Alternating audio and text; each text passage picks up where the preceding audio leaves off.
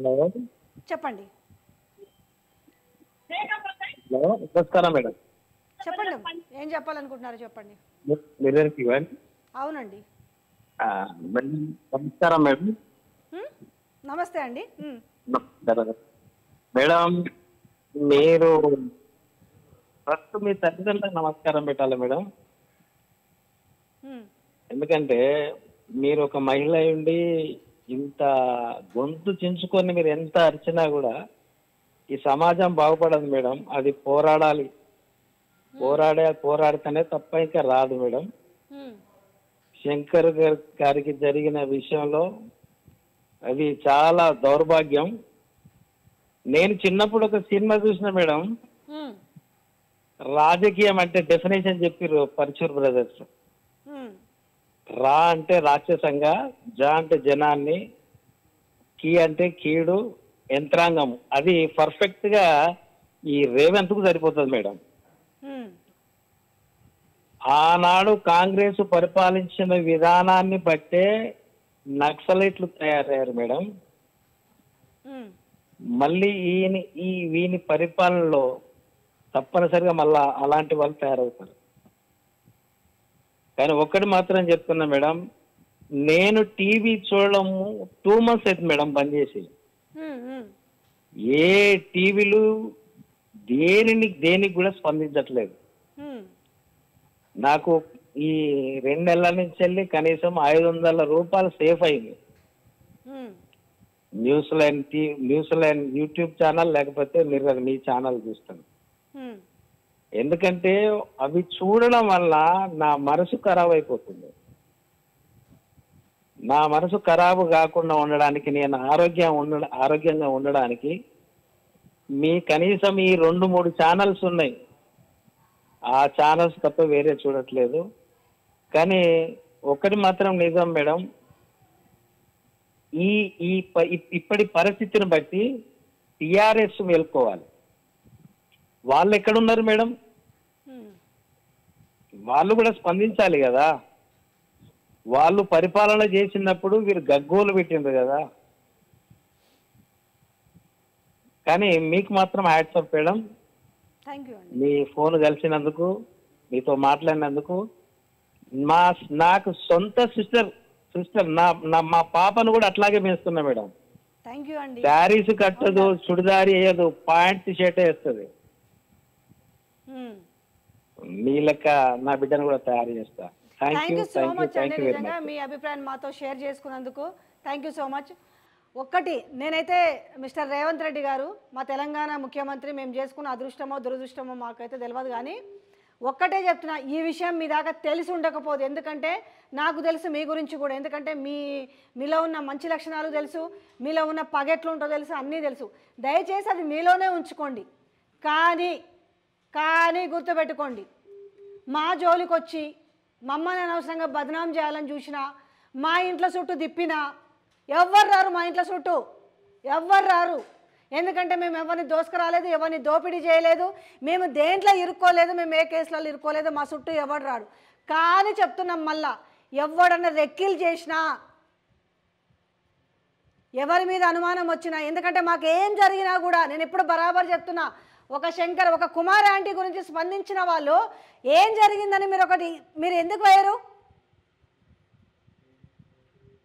మేం చేస్తుంటే లక్షల మంది చూస్తున్నారు.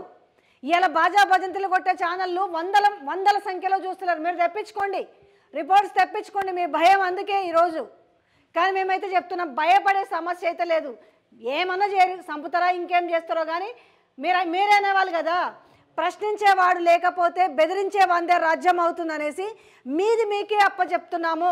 అది మేమే అవుతాం ప్రశ్నించేవాళ్ళు. మళ్ళీ అగైన్ నేను చెప్తున్నాను, ప్రశ్నించేవాడు లేకపోతే బెదిరించేవాంది రాజ్యం అవుతుంది అంటారు కదా. సేమ్ ఈరోజు అది మీకే వర్తిస్తుంది. మేం ప్రశ్నించకపోతే బెదిరించే వాళ్ళదే రాజ్యం అవుతుంది. మీ సోషల్ మీడియా కోసం, మీ హీరోయిజం కోసం మీరు ఎంతన్నా చేసుకోండి, మాకు సంబంధం లేదు. ఏమన్నా చేసుకోరు. మీరు ఈ ప్రపంచంలో లేని ముఖ్యమంత్రిలాగా అనిపించుకోండి, మాకు సంబంధం లేదు. కానీ మా మీదికి మీ సైన్యాన్ని ఉసిగొలిపితే మాత్రము ఎందుకంటే ఇన్నేళ్ళు మాకేం కాదు, ఇప్పుడు ఎందుకు అవుతుంది, ఇప్పుడు ఎందుకు బెదిరింపులు వస్తున్నాయి, ఇప్పుడు ఎందుకు దాడులు జరుగుతున్నాయి, ఇప్పుడు ఎందుకు రెక్కీలు జరుగుతున్నాయి చెప్పండి మీరే. మేము ఇవాళ రాలే కదా మీడియాలోకి, మా మీద దాడులు జరగలే కదా ఇంతకుముందు, మా ఇంట్లో చుట్టూ రెక్కీలు జరగలేదు కదా, కానీ ఇవాళ ఎందుకు జరుగుతున్నాయి? తెలంగాణ రాష్ట్రాన్ని మీరు అభివృద్ధి కాదు, లేకపోతే మీరు ఆనందంగా ఉంచడం కాదు, భయభ్రాంతులకు గురి చేస్తున్నారు. భయభ్రాంతులకి అంటే రేపు మేము ఎక్కడ కవరేజ్లకు పోవద్దు, రేపు నీళ్లు రాకుండా పంటలు ఎండిపోతే మేము పోవద్దు, తోటలు ఎండిపోతే మేము పోవద్దు, వృద్ధుల కోసం మాట్లాడొద్దు, నిరుద్యోగుల గురించి మాట్లాడొద్దు, ఏం చేసినా కూడా రేపు బెదిరిస్తామంటారు. మీరు మళ్ళీ తరచు చూసుకోండి, ఇప్పటికే మా వీడియోలు తీసుకొని వాళ్ళ దాంట్లో పెట్టుకొని ప్రచారం చేసుకుంటున్నారు. ఇప్పుడు ఇంతకు ముందు లేనిది ఇప్పుడే ఎందుకు వచ్చింది ఈ సంస్కృతి?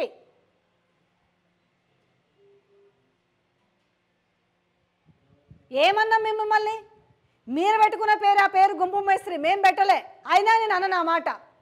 మీరు మాట్లాడిన రండగాడు అనేసి అదే మాట జనాలు మాట్లాడుతుంటే తీసుకొచ్చేస్తున్నాము. మీరు మాట్లాడిన కంచెలగాడిదా నేను రేసు గుర్రానని జనాలు అంటుంటే జనాలు మాట్లాడింది పెడుతున్నాము. కానీ మేము మాట్లాడతలేము. మాకు సంస్కారం ఉంది, మాకు సంస్కారం ఉంది.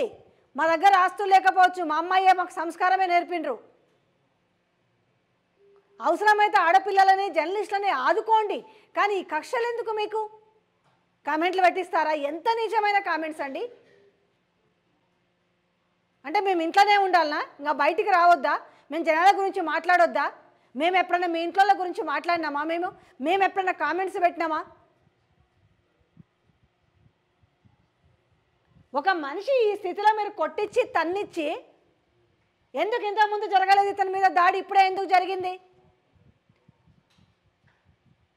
సీసీటీవీ ఫుటేజ్లో అంత క్లియర్గా ఉంది కదా. అంటే మీరంతా దాన్ని ఒక డ్రామాలాగా క్రియేట్ చేసి, అదంతా ఆయన వ్యక్తిగత విషయం అని క్రియేట్ చేసి దీని అంతా బయట ప్రపంచానికి అనుకుంటున్నారు కదా.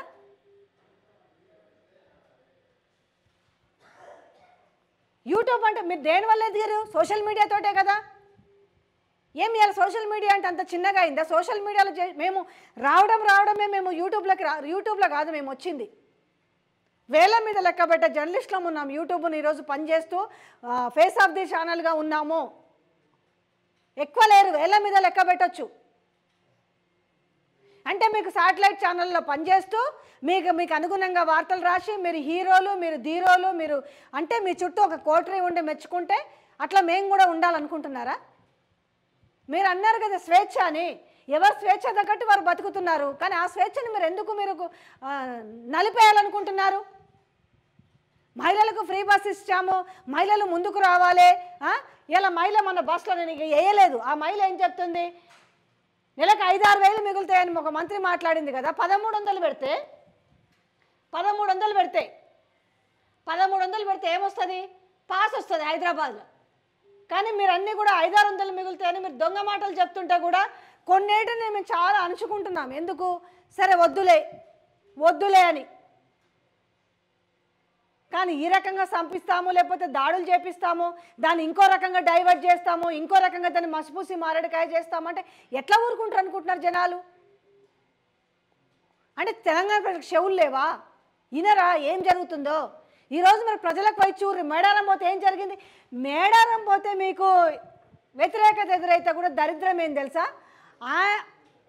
నాకు ఏం చెప్పాలరా బాబు, ఏమంటున్నారు? అది కూడా పెయిడ్ బ్యాచ్. ఆర్టిస్టులు కూడా అంటే ఒక 30-40 మంది గుండు కొట్టించుకొని వస్తారా ఆర్టిస్టులు? ఎంత ఇస్తారు? ఒక జూనియర్ ఆర్టిస్ట్కి 1000 రూపాయల కోసం వాడు గుండు కొట్టించుకొని వస్తాడా? ఇది మన సోషల్ మీడియాలో ప్రచారం, ఇది వాట్సాప్ మీడియాలో ప్రచారం. అరే గింత భజనలు కొట్టుకోవాలనా?